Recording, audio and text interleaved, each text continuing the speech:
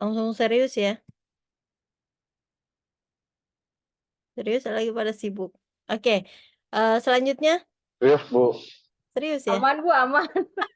Kita memang sebetulnya pada serius, Bu, sebetulnya ini. Sebetulnya orangnya Serius serius setelah ya. recording. Jujur kali, Saya cuma pikir tadi open Vitality kayak Vitality, produk Vitality kayak Jakbar sama bukan ya Bu ya? Jakbar sama itu beda. Vitality Oke. aja. Vitality atau Oh, vitalitas nih? Jangan aneh-aneh deh. Nggak tahu Bu, saya mau tanya. Oke, Kuku Bima TL itu bukan ya, Bu? Vitality. enggak, dia beda ini. Ini Mas produk gue, seperti coba semangatnya makanya agak beda. saya juga cari ini di ininya. Nah, intinya gini ya.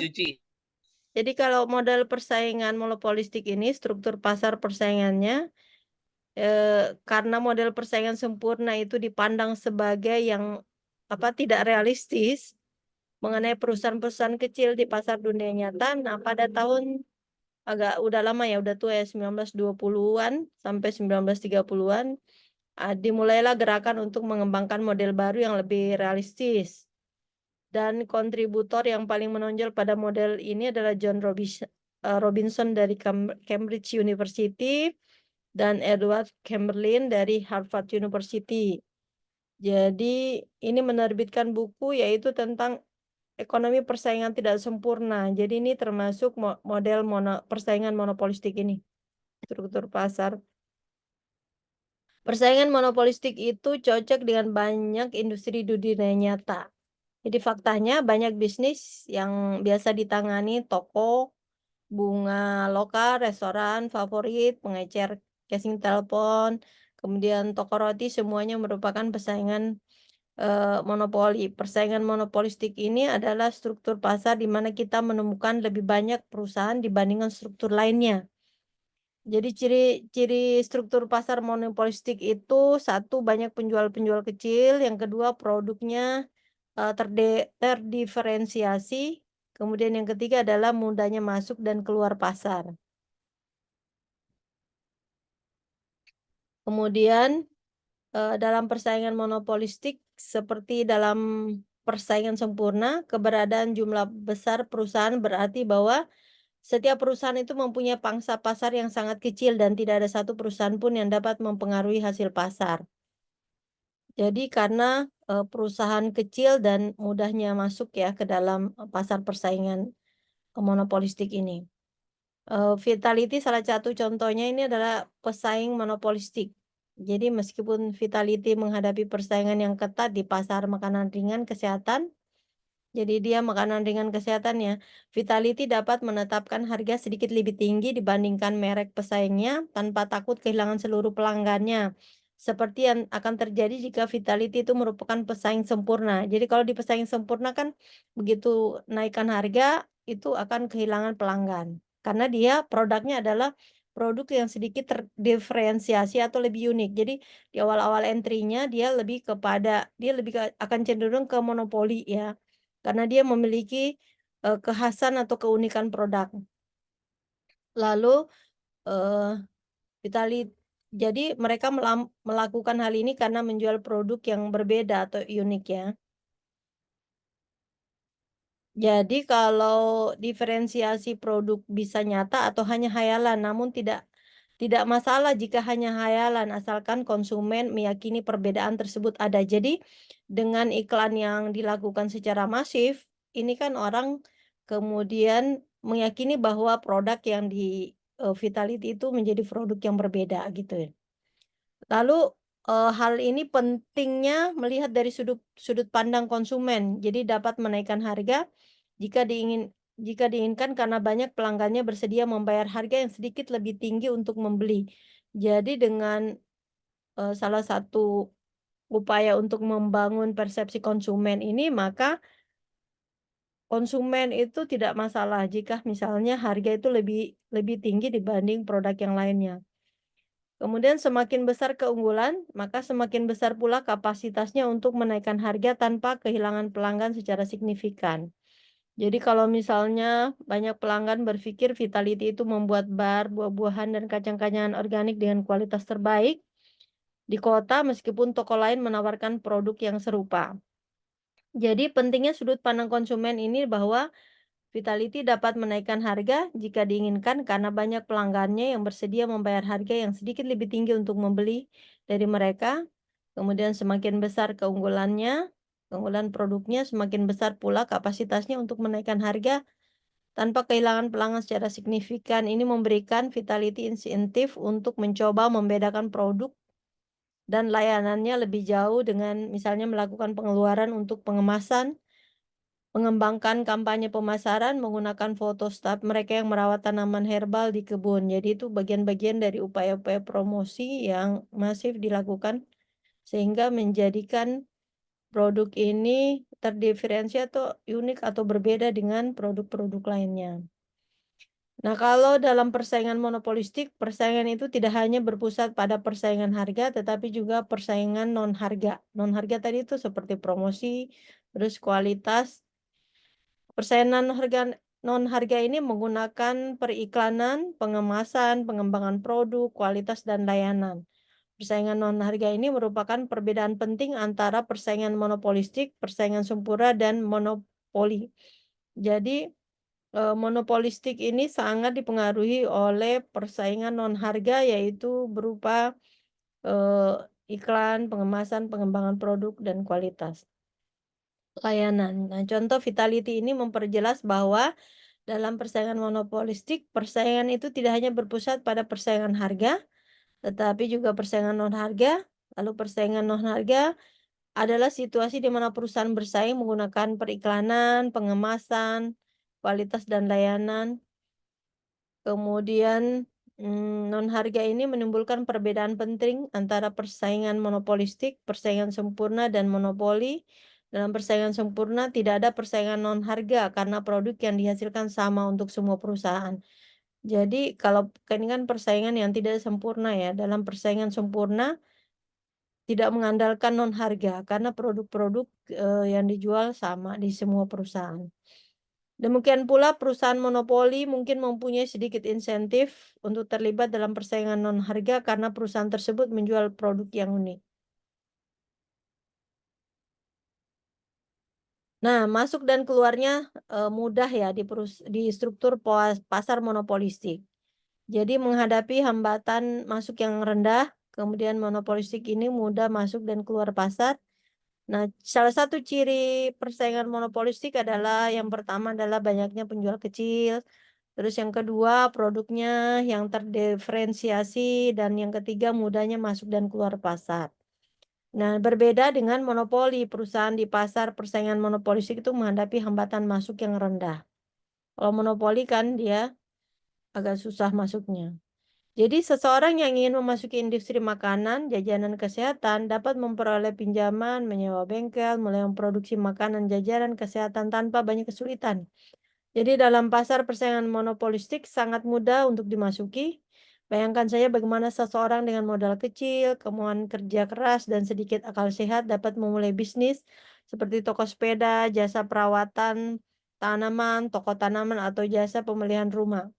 Jadi intinya bahwa persaingan monopolistik adalah struktur pasar yang dicirikan oleh banyaknya penjual kecil, yang kedua produk yang terdiferensiasi, dan yang ketiga adalah mudahnya masuk dan keluar pasar. Kemudian perusahaan persaingan monopolistik sebagai pembuat harga. Jadi perusahaan pesaing monopolistik adalah pembuat harga karena produknya itu terdiferensiasi atau berbeda ya. Kemudian perusahaan pesaing monopolistik itu memiliki kendali atas harganya. Jika perusahaan persaingan sempurna adalah pengambil harga, ya, maka pesaing monopolistik adalah pembuat harga. Beda dengan persaingan sempurna. Jadi harga itu bukan, ya, justru kalau perusahaan monopolistik ini harga ditentukan oleh produk perusahaan itu. Ya, kalau di persaingan sempurna itu kan harga ditentukan oleh pasar itu sendiri ya, bukan bukan dari industrinya. Alasannya ya karena produknya terdiferensiasi. Nah, hal ini memberikan perusahaan persaingan monopolistik itu kendali atas harganya. Jika perusahaan tersebut memutuskan untuk menaikkan harganya, perusahaan tersebut mendapati bahwa alih-alih kehilangan seluruh pelanggannya, seperti yang terjadi dalam persaingan sempurna, tingkat loyalitas terhadap produk atas layannya berarti bahwa beberapa pelanggan akan tetap setia. Jadi karena produknya terdiferensiasi, berbeda dan unik, maka akan ada pelanggan yang tetap setia meskipun harga itu lebih tinggi dari yang lainnya. Pengendalian atas harga ini seperti bagi perusahaan monopoli. Jadi ini karena dia kombinasi antara monopoli dan persaingan sempurna ya. Jadi dia itu memiliki kendali atas harga sama seperti perusahaan monopoli. Jadi kurva permintaan untuk perusahaan yang bersaing secara monopolistik itu mempunyai kemiringan ke bawah. Jadi sama kayak monopoli ya. Adanya substitusi yang dekat menyebabkan kurva permintaan perusahaan persaingan monopolistik menjadi lebih elastis. Kemudian di sisi lain, keputusan pesaing monopolistik itu untuk menurunkan harga akan mengakibatkan peningkatan penjualan. Kemudian hal yang kontras dengan kasus persaingan sempurna di mana perusahaan dapat menjual sebanyak yang diinginkannya pada harga pasar yang berlaku dan dengan demikian tidak mempunyai insentif untuk menurunkan harga. Pengendalian atas harga ini berarti bahwa seperti bagi perusahaan monopoli, kurva permintaannya itu mempunyai kemiringan ke bawah, namun adanya substitusi yang dekat menyebabkan kurva permintaan perusahaan persaingan monopolistik itu menjadi lebih elastik dibanding kurva permintaan perusahaan monopoli. Jadi ini secara jangka panjangnya ya.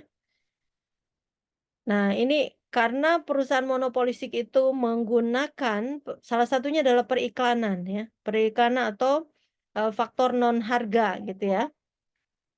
Nah, ciri khas perusahaan persaingan monopolistik itu perusahaan tersebut terlibat dalam persaingan non harga yang mungkin melibatkan penggunaan iklan untuk mendiferensiasikan produknya. Jadi, iklan itu berguna untuk membedakan produknya dengan yang lain. Nah, ini ada pro kontra terhadap penggunaan periklanan. Jadi sebenarnya ini dalam rangka menciptakan nilai. Jadi kritik terhadap periklanan itu berpendapat bahwa ada kritik nih terhadap bahwa tujuan utama periklanan adalah untuk membujuk atau menyesatkan konsumen agar membeli sesuatu yang tidak mereka perlukan tanpa penciptaan nilai apapun dalam prosesnya. Jadi kritik periklanan itu jadi sebenarnya iklan itu melebih-lebihkan terhadap produk tertentu. Ya, artinya apa yang disampaikan sesungguhnya tidak sesuai, ya.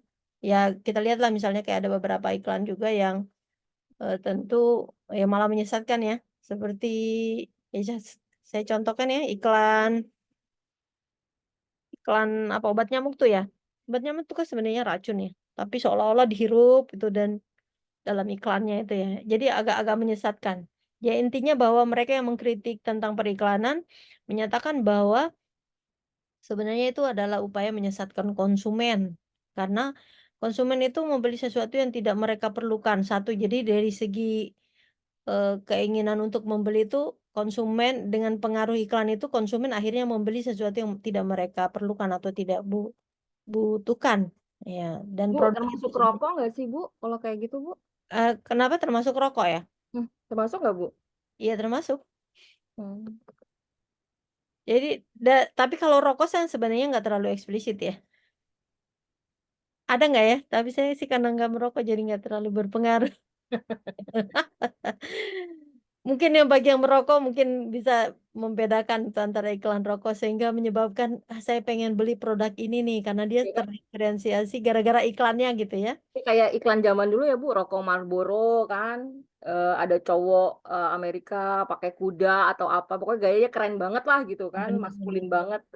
Jadi dianggap maco lah ya kalau misalnya Zaman dulu kan anak-anak SD, SMP begitu. betul betul betul. Dan suami saya termasuk yang itu tuh. Untung saya nggak buka. Hah? Yang merokok mungkin karena iklannya kali ya. Dari sudut pandang masyarakat, sumber daya yang digunakan dalam periklanan dapat digunakan untuk sekolah, rumah sakit, makanan, pakaian, atau produk dan layanan bermanfaat lainnya. Jadi kalau misalnya iklan itu kan mahal ya. Ya menurut masyarakat sih daripada mengiklankan yang lebih baik digunakan untuk, apa ya namanya, CSR ya, untuk rumah sakit, makanan, pakaian, atau hal lainnya lah ya. Namun di sisi lain itu para pendukung periklanan itu menyebutkan bahwa banyak manfaat terhadap periklanan. Mereka yang terlibat dalam perdebatan ini memandang iklan sebagai sesuatu yang memasukkan karakteristik produk ke dalam produk. Misalnya mobil mewah untuk orang yang canggih, kendaraan off-road untuk tipe petualang, dan memberikan informasi berharga lainnya. Nah, coba di chat boleh nih. Ini termasuk masing-masing ya. Termasuk pendukung periklanan atau pendukung yang tidak suka terpengaruh terhadap iklan. Sebaiknya gimana tuh? Senang dengan yang mengkritik, termasuk yang mengkritik atau yang mendukung? Boleh di-chat ya.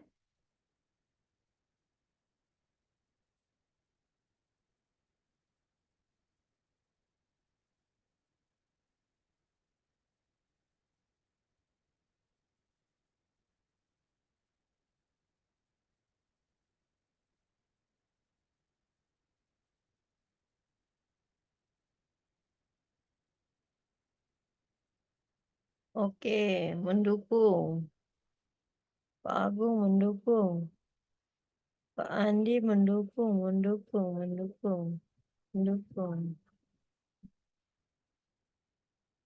Mbak Desi yang penasaran aja Bu, pengen coba tapi cuman membuktikan itu apa dari iklan tersebut. Oke, mengkritik periklanan karena literasi masyarakat di atas produk masih rendah. Oke. Jadi Pak Hendri itu mendukung apa ini? Oh, mengkritik ya. Mbak Desi mengkritik apa mendukung? Nggak jelas saya, Bu. Karena saya tipe ibu-ibu yang penasaran, Bu. Jadi Masih kalau ada bingung, iklan, bimbang. saya pengen lihat atau pengen coba. Tapi ya kalau udah nyoba, oh ternyata begini, ya udah saya tinggal gitu loh, Bu. Cuma Oh, penasaran aja sih.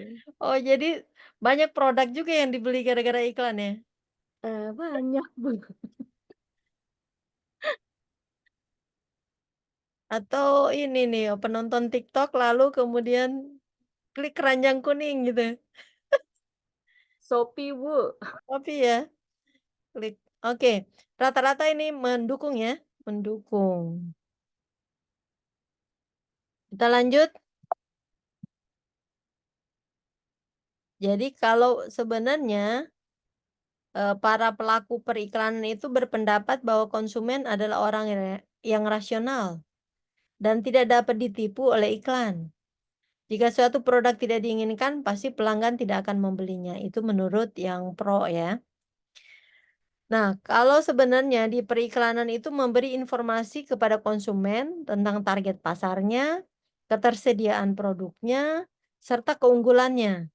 Ya, jadi di iklan itu kan ya jika memang iklannya berbeda, benar-benar iklan yang mengiklankan tentang karakteristik produk ini, tentu ini positif ya.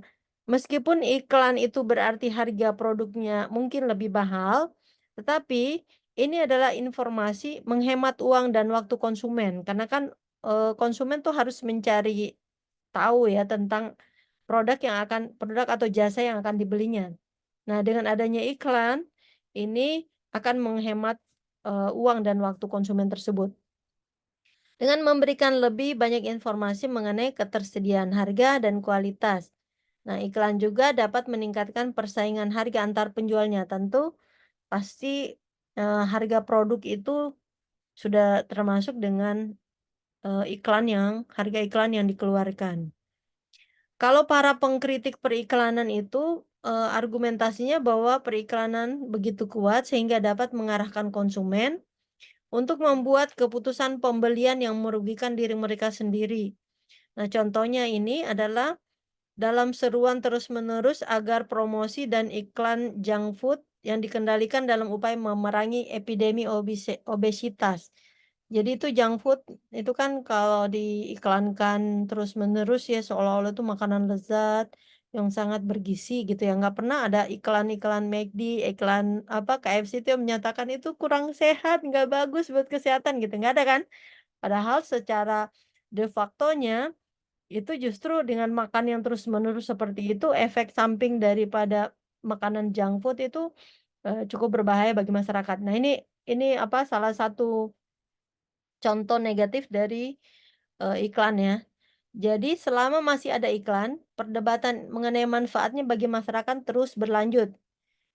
Jadi ini malah di misalnya di Australia ya, Komisi Persaingan dan Konsumen ini jadi perlindungan kalau kita di sini lembaga konsumen ya, menerapkan hukuman berat terhadap perusahaan yang melanggar Undang-Undang Persaingan Konsumen dan melibatkan dalam iklan palsu atau menyesatkan. Jadi produk dibilang sehat padahal sesungguhnya tidak sehat ya. Misalnya kita ya contoh kayak ada produk dulu apa ya yang itu Extra Joss. Extra Joss ini kan diiklankan seolah-olah minum terus-menerus itu menyebabkan sehat. Jadi orang yang, berolahraga itu banyak yang minum Extra Joss terus-menerus, justru malah kena orang-orang olahraga ya, itu justru malah kena penyakit jantung justru ya. Jadi, memang dampak negatif terhadap periklanan ini juga memang luar biasa sehingga kalau di negara kita sebenarnya perlindungan konsumennya agak kurang ya. Jadi iklan untuk membedakan suatu produk itu merupakan karakteristik utama banyak perusahaan dalam struktur pasar oligopoli. Nah, kalau kita lihat misalnya keputusan harga dan output untuk perusahaan persaingan monopolistik ini, misalnya analisis hasil pasar jangka pendek dan jangka panjang dari persaingan monopolistik, analisis jangka pendeknya mirip dengan analisis monopoli. Jadi kalau dari ini kurva lagi ya, nggak usah pusing dengan kurva lagi, akan muncul kurva. Kalau namun dalam jangka panjangnya ini, perusahaan baru akan menghasilkan hasil pasar yang serupa dengan pasar kompetitif. Jadi, secara jangka panjang, ini bisa decline dia, bisa terjadi penurunan keuntungan ya. Persaingan monopolistik dalam jangka pendek. Jadi kalau kita lihat gambar 91 ini, menunjukkan posisi equilibrium jangka pendeknya untuk ini contoh produk Vitality ya. Sebuah perusahaan tipikal dalam persaingan monopolistik seperti yang dijelaskan sebelumnya kurva permintaan dihadapi oleh perusahaan menurun. Ini kurva permintaan yang menurun karena pelanggan menganggap produk Vitality ini berbeda dari produk pesaingnya. Pelanggan Vitality tertarik dengan nilai gizi khusus dan rasa unik dari produknya. Jadi dia miring ke bawah. Lalu faktor-faktor non harga membedakan produk Vitality dan memungkinkan mereka untuk menetapkan harga mereka sendiri daripada mengambil harga yang akan ditentukan di pasar. Jika produk tersebut bersaing sempurna, dalam analisis sederhana berasumsi bahwa Vitality hanya menjual satu produk. Ini asumsinya asumsi jualan satu produk ya. Sekotak protein batangan. Jadi kalau ada yang tanya apa tuh Vitality, ini adalah salah satu contoh produk di mana ada sekotak protein, jadi protein dalam bentuk batangan ya. Menyajikan kurva permintaan Vitality, kurva pendapatan marginal yang terkait untuk protein batangan serta kurva biayanya. Nah, seperti perusahaan dalam struktur pasar manapun, perusahaan persaingan monopolistik itu memaksimalkan keuntungan jangka pendek dengan mengikuti aturan MR sama dengan MC. Jadi marginal revenue dengan marginal cost, dalam hal ini kurva biaya marginal dan pendapatan marginal berpotongan pada output 600. Di sini berpotongannya ya. Jadi mana marginal cost ini berpotongan di sini. Di angka 600 ya, 600 kotak per minggu. Perpotongan antara MR dan MC. Jadi ini adalah maksimalisasi keuntungan berada di titik ini. Jadi di titik 600 kuantitinya, lalu kemudian di titik sini 600 kuantiti Dan juga price-nya berarti di sini nih, di angka 13-an. Harga yang memaksimalkan keuntungan per kotak sebesar $20. Ini ya, $20. Ditentukan titik pada kurva permintaan yang berhubungan dengan tingkat output tersebut. Harga ini melebihi ATC. Harga ini tentu yang di sini ya, di $20 itu melebihi dari ATC. ATC yang ini nih, ya, sebesar 17. Nah, ini 17. Sehingga memberikan keuntungan ekonomi sebesar $3. Jadi $3 per kotak ini keuntungannya. Sehingga menghasilkan keuntungan mingguan jangka pendek sebanyak 1.800 di sini. Karena 3 kali 600. Ini 1.800 profitnya karena ATC-nya itu kan berada di 17 kotak, $17 ya. Hasil jangka pendek ini di mana harga melebihi biaya marginal tampak seperti yang diperoleh perusahaan monopoli. Jadi monopoli itu harganya melebihi biaya marginalnya. Biaya marginal itu atau marginal cost-nya itu berada di sini. Sementara di sini titiknya ya, titik keuntungannya. Nah, seperti halnya dalam kasus monopoli dan persaingan sempurna, jika harga sama dengan ATC, ya perusahaan itu memperoleh laba normal jangka pendek. Jika harga berada di bawah kurva ATC, perusahaan itu menderita kerugian, ya. Karena rata-rata total cost itu kalau dia harganya di bawah ATC ini, ya, berarti dia menderita kerugian jangka pendek. Dan jika harga berada di bawah kurva AVC, perusahaan akan tutup ya, karena dia itu adalah rata-rata variable cost. Kalau harganya berada di AVC, kalau ini ATC ya.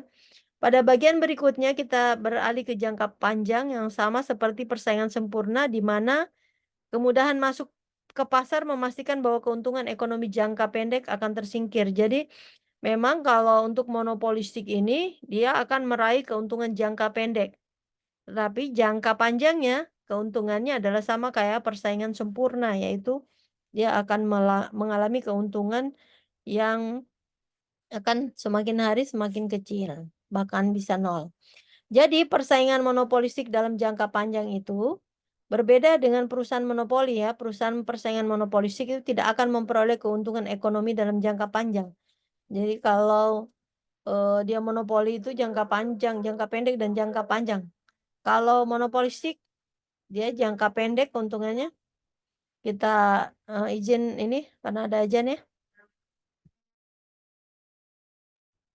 Oke, Bu. Iya, Bu.